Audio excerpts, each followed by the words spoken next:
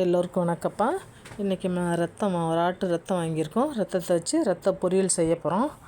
அதுக்கு நம்ம ரத்தம் வாங்கிட்டு வந்தோடனே அது ஏற்கனவே உப்பு போட்டு உரைய வச்சுருப்பாங்க. அந்த ரத்தம் வாங்கிட்டு வந்து உடனே செய்யக்கூடாது.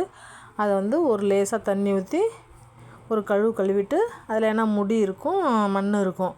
அந்த நாங்கள்லாம் கிராமத்தில் இருந்தப்பெல்லாம் எங்கள் அம்மா என்ன பண்ணாங்க, வைக்கோலை வச்சு ஒரு வைக்கோலை கழுவிட்டு அதில் இப்படி எடுத்து ரத்தத்தை இது பண்ணுறப்ப அந்த முடியெல்லாம் எடுத்துக்கிட்டு வந்துடும். இப்போ நம்ம என்ன பண்ணுறோமோ சும்மா தண்ணி ஊற்றி கழுவி அந்த ரத்தத்தை மட்டும் எடுத்து வச்சுக்கலாம்.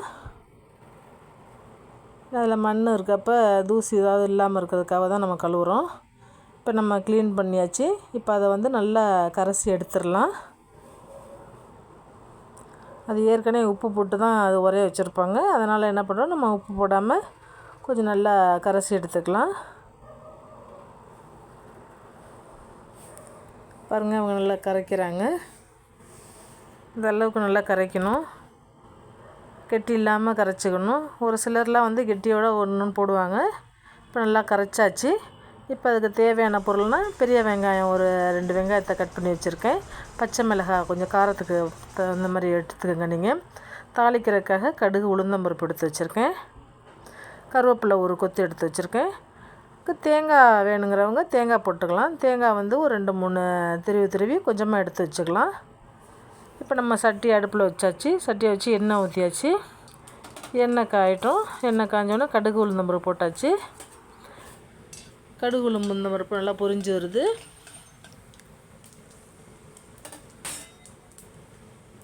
இந்த ரத்தத்தில் நல்லா இரும்பு சத்து அதிகமாக இருக்குது. இதனால் குழந்தைங்களுக்கு அடிக்கடி செஞ்சு கொடுத்தோம்னா உடம்புக்கு ரொம்ப நல்லது. இது எல்லாருமே சாப்பிட்லாம்.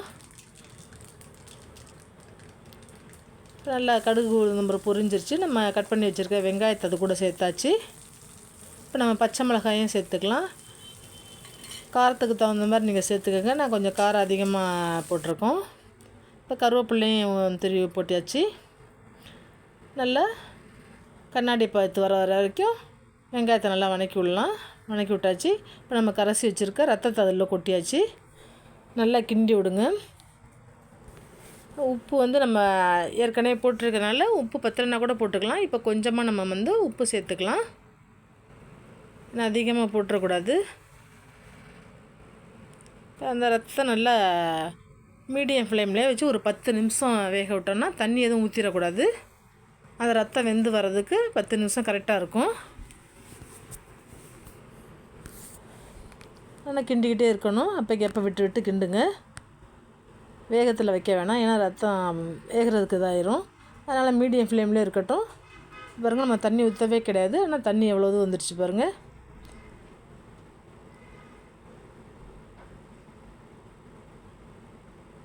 பாருங்கள் எந்த அளவுக்கு இதாகுதுன்னு பாருங்கள். நல்லா சுருண்டி வந்துருச்சு. நல்லா ரத்தம் வெந்துருச்சுன்னா அந்த தண்ணியில் சுருண்டு அந்த பாத்திரத்தில் ஒட்டாத அளவுக்கு வரும் வெந்துருச்சுன்னா. இப்போ பாருங்கள் நல்லா இதாகிடுச்சு. நல்லா கிண்டிக்கிட்டே இருக்கோம். நம்ம பாத்திரம்னா கெட்டியான பாத்திரம் வச்சுக்கிட்டா அடி பிடிக்காமல் இருக்கணும். நல்லா கெட்டியான பாத்திரம் வச்சு கிண்டி விடணும்.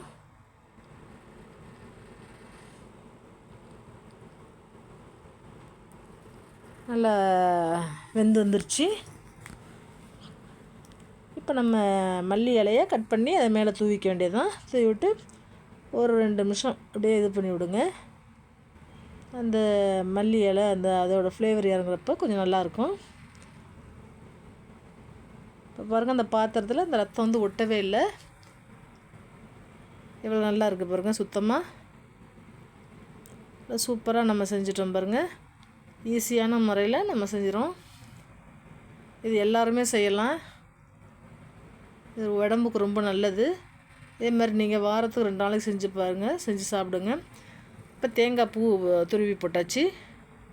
தேங்காய் பூ வேணுங்கிறவங்க போட்டுக்கலாம், வேணாட்டி ஸ்கிப் பண்ணிக்கலாம். தேங்காய் பூ போடுறப்போ இன்னும் கொஞ்சம் சூப்பராக சுவையாக இருக்கும்.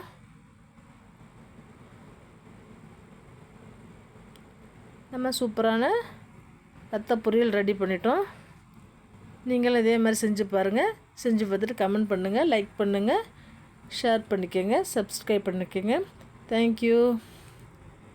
சூப்பரான சுவையான ரத்த பொரியல் ரெடி பண்ணியாச்சு. இது குழந்தைங்களுக்கு ரொம்ப நல்லது.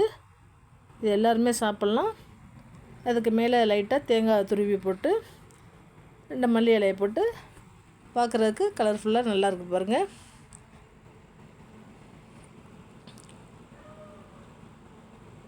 தேங்க்யூ.